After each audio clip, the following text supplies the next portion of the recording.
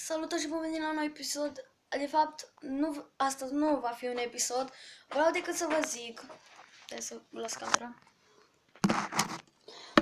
Vreau să vă zic că dacă vreți să fiți youtuber și n-aveți cameră de aia bună, cum are Vlad Munteanu, Cristi Munteanu și toate cele, eu am văzut la Elias Vlogs și nu-ți trebuie neapărat cameră bună de aia așa, știi, de 9957 sau nu știu câți lei, trebuie să ai decât, uite, dacă e așa, un aparat foto. Eu de acum încolo, dacă pot, o să filmez pe acest aparat foto. Uitați-l, performant, încă mai merge.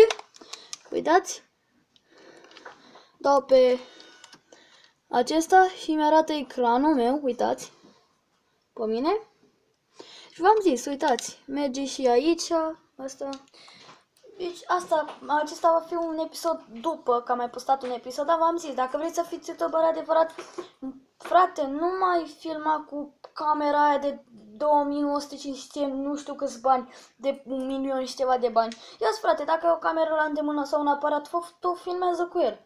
Așa, și asta e la îndemână și bun. Cam atât cu acest episod, nu uitați să dați like, share, subscribe. V-am zis, dacă vreți, nu vă mai chinuiți cu o cameră de aia mare, filmați cu un aparat foto. M-am și speriat.